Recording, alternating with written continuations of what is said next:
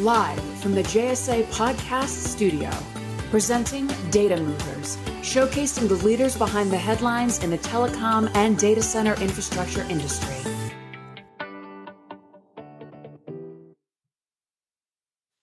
Welcome, everybody, to our new podcast series, Data Movers. I'm your host, Jamie Scottakataya, CEO and founder of JSA, along with my fabulous co-host, Mr. Evan Christel, top B2B social influencer. Hey, Evan. Hey, Jamie. Hey, everyone. And thanks to you for putting on another episode of Data Movers, where we sit down with the most influential folks in today's leading telecom and data center world, supporting the infrastructure requirements of this new normal. But first, Jamie, did you survive the Facebook, WhatsApp, Insta apocalypse? Yeah, I mean, Facebook went down, but sadly, I have an oil spill out my window to watch going across. So I guess my reality shifted to actual reality instead of my virtual self on Facebook. But yeah, oh my goodness, what a week, huh? Yeah, it's always something. I'm not sure if the real news of the oil spill or the virtual news of Facebook is more dramatic, but it just goes to show you how resilience is now the key theme for 2021.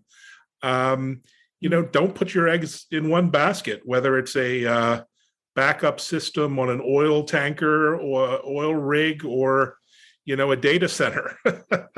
Diversity.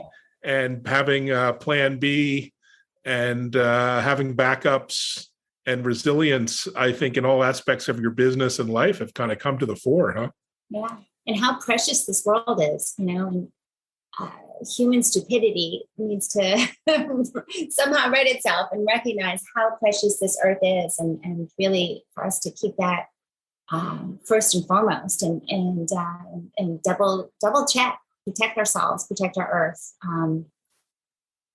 Crazy times. So it is indeed. But let's get back to some more sanity with a really interesting guest. How about that? Yes. So as you know, here at Data Movers, we really like to dive in to the background stories, the career highs and lows, unique perspectives of these leaders on our industry, the future of our industry. And I'm so excited to introduce our guest today, Christopher Lodge, of course, the United Fiber and Data's COO and Interim CEO. Welcome, Chris. Thank you. Thanks for having me. I'm excited. And I'm excited as well. And I'm here on your website at ufd.com. And it's amazing your accomplishments here, 400,000 miles of fiber, 375 plus buildings on net. Isn't it time now just to relax and maybe go kick it on the beach, or do you have some more plans here to surprise us with? I wish that was the case, but you know how this industry works. If you're not moving forward, you're falling behind. Yeah. So tell us about some of the announcements that you've just made around, your continued network infrastructure rollout. Mm-hmm.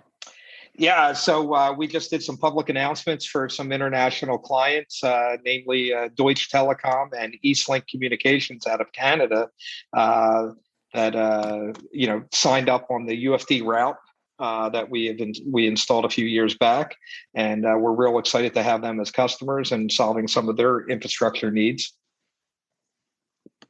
Fantastic. And I love your long haul fiber network. Very much a path that is required, so necessary. The bandwidth consumption just in that I-95 corridor from New York City to Ashburn, incredible. But you guys offer diversity, and along with this incredible capacity need, you're also giving us a little more of a diverse route. So it's adding some love in this congestion, if you will. That it is, as you were talking in the beginning about resiliency and that diversity, that was the idea and the concept behind it for this corridor. And it took a while, constructing the route miles, if you will, to connect those two major markets and all the data centers that exist in them. And but once we got it going, and as you see, in the latest press releases, it's really caught on.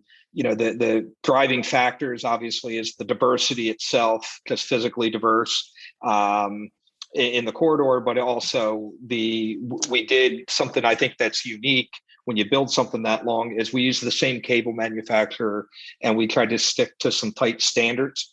So when it did eventually get turned up, we're seeing latency that's as good or better as the shorter main corridor, but giving that diversity. I love that. And I noticed when I was introducing you, you have a new title now. I mean, I know I've known Chris for a while, and he's been COO, but now interim CEO. What's that new leadership role like? And how does yeah, as you know, Jamie, unfortunately, the role or the title, kind of came about in the passing of our former CEO, Felipe Alvarez, who was very well known in the industry and sadly missed. So I, kind of stepped up, I guess you would say, and trying to continue to drive the vision and the direction of UFD forward in the midst of the COVID lockdown and things like that. Hasn't been easy, but it definitely challenging, and but I'm up for the task. Big shoes to fill for sure. Felipe, a longtime friend and of the industry, amazing legacy he leaves, but. My goodness, have you been stepping up? You're really driving innovation growth over at UFD. Evan, I know that's your next question, so I don't want to step on it. Well, I was curious to see that because you have a lot of news at UFD. Deutsche Telekom's global carrier group out of Germany selected UFD for optical wavelength services in the US just in time for Oktoberfest, right? I mean, so there's going to be a big beer hall festival party, I guess, with you guys. But in all seriousness, what was it about your long haul fiber network that's so differentiated and so different and innovative that Deutsche Telekom, a very storied company, selected you to partner with? Again, as I previously said, the route has a ton to do with it. Again, being diverse, we don't touch any of the common points. When you're heading from the northern New Jersey, New York City market down to Ashburn, we don't go through Philly and Wilmington and Baltimore, or downtown DC to get to that data center, capital of Ashburn. Between that and the newness, if you will, of the fiber and the latency that we're seeing, we have fiber that's been up and running for 2 years now on an optical network that's less than a year old in terms of turning it up. So all brand new equipment, brand new fiber, and it really allowed us to see, as I said, a latency that is on par and in some cases better than our competitors on a route that is much longer. Because you come in a couple 100 miles of that corridor, by nature you're going to be longer. We call it the crescent moon that connects New York and New Jersey down to Ashburn away from the corridor. So that latency I think really sparked people's drive with the diversity. So I put them hand in hand. Yeah. Those are definitely key value points, key selling points. And as you are such a thought leader, longtime thought leader in our industry, Chris, can you tell us what do you see as the next big shift in the industry? I don't know if it's a shift as much as for me, I see, and I call it mobility. Whether that be satellite type connectivity. I mean, obviously, we know with the 5G rollout and things like that. I think you throw that in with this lockdown that we all experienced this past year, and I just see higher bandwidth being driven to the mobility side, that you can have bandwidth, whether it be in your car, at your vacation home, a hotel, or wherever. I think the days of, and we've seen the industry going this way regardless, but it's no longer good to have a 10 meg connection. People want at least 100 on the low side, down to, gig type connectivity, at my house. So I think there's going to be a lot more driven around that. We know with smart cars and, the evolution of, the electric vehicles and things like that are getting in, Internet of Things and how that connects. But I see us continuing to drive, higher and higher speeds, whether it be to the handheld device or the laptop connected to some type of handheld device. If we would have thought 5 years ago about doing a Zoom call over a laptop from, the front seat of your car, which we've all probably done in this time, they weren't very successful, spotty, the videos chopping and things like that. Now there's definitely spots that I have trouble with it, but you'd be surprised what we do in the field now.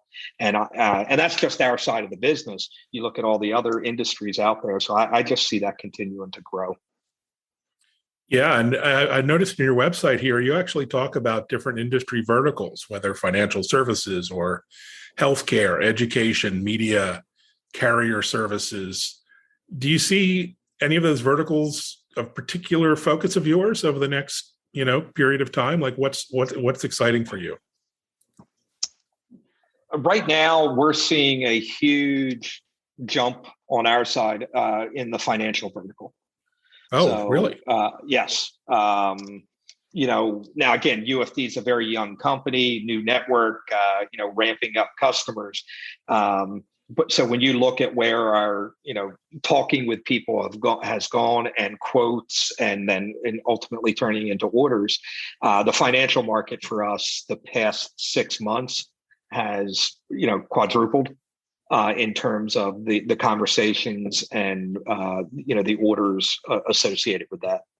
It makes sense with latency being a core asset of yours.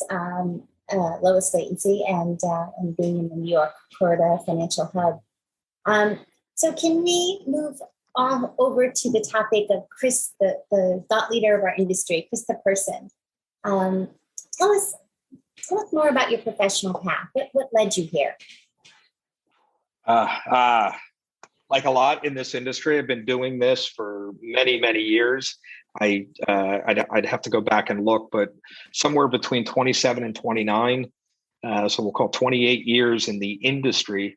I started like I think a lot of people. I'm an engineer by background, on that side of the house, if you will. I did back in a time where you didn't go to Best Buy. And I'll start showing my age by, Silo or Circuit Cities and things like that. To buy a computer, you called, a VAR. And before you could go online and order a Dell PC to ship to your house, I started as a tech doing installs for the business and primarily the healthcare community. And, where you'd go down and you would install multiple computers on a network. And again, going to show my age, Lantastic networks, Novell networks. You are old. Wow. The very first mainframe I worked on required 3 of us and a specialized, I call it, a pallet jack to take out the hard drive. That was a whopping, I think, 150, 200 meg. Wow. Liquid cooled, and it was quite the undertaking. And now we're walking around with 500 gig iPhones with more computing power, by the way, of the old mainframe. That's right. And again, healthcare was kind of my niche, if you will, or where all my work was. And like a lot of stuff, you get to a crossroad, management, continue. And then started on the infrastructure side from there, doing a lot for the healthcare industry. The first hospital I went to work for, we installed more fiber within the campus than most carriers had in this region, connecting places. I mean, that's the problem with the late 80s and, 90s. and kind of went from there. It's, and then ultimately went to the provider or the carrier side, provider side for one of the very first 100 ISPs in the country back in the late 90s. And through acquisition, I tell people and I joke, I think I sat in the same office for 14 years with 4 names on the door, or 5 over time. Ultimately, prior to coming to UFD, was Paytech/Windstream through that acquisition. And I kind of grew up with the industry, in a time where I call it the dot-bomb days of 2000. Where everybody was just going gangbusters, and then the market fell out and everything came to a sudden halt. But and then that's how I got into the data center side, and I built and retrofitted data centers for 15 years of my career, all over the country. Wow, you've seen it all. So, any advice for other leaders in our industry, or maybe aspiring leaders, younger folks who want to get into the management leadership space? I know it sounds a little cliche, but a lot of drive, tenacity, and hard work. I know we all. That's all. That's all. Come on, that's simple. There's a lot. I mean, obviously, right place, right time. Some definitely helps, but I think a lot of people today, and I don't want to get political, but we're so on demand. We want things. You were talking about the Facebook outage. We're so used to social media, instant gratification. You don't go from frontline worker to CEO in a 2-year period or a 1-year period. It takes time. Again, I started out as a PC technician, to a network administrator, to years, and then director, VP, senior VP. It didn't happen overnight.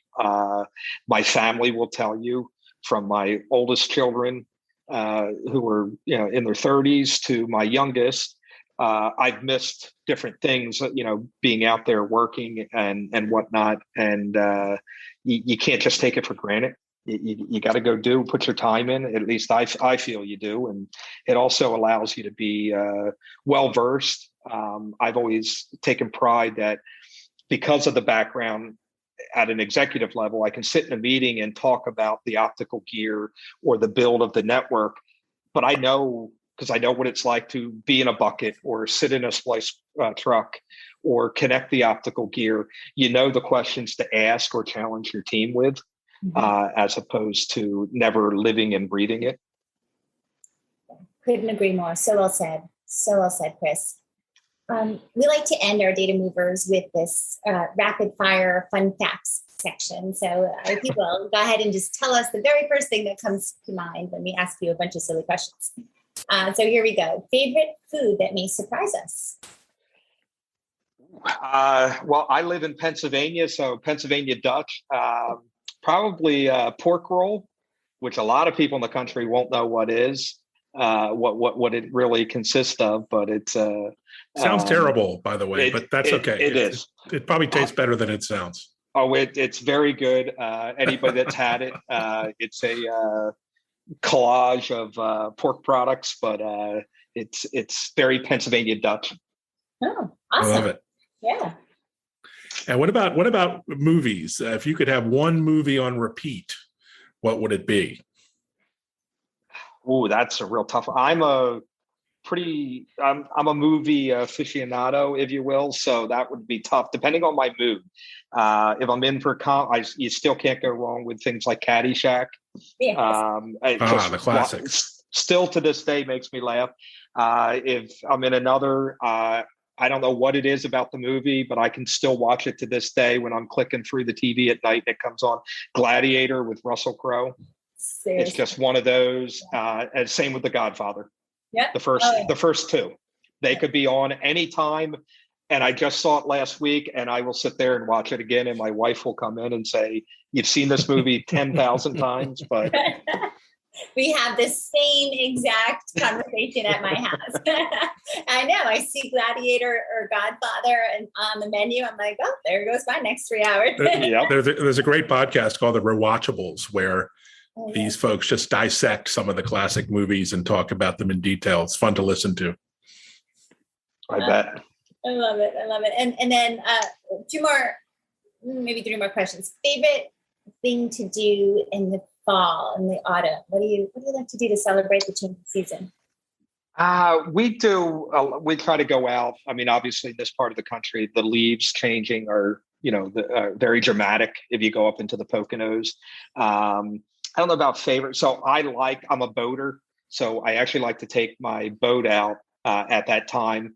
It's cooler. You're in a sweatshirt, things like that. But, the lakes and the Chesapeake Bay are kind of empty, but you look and you can see all that dramatic change up in the distance. And it's relaxing.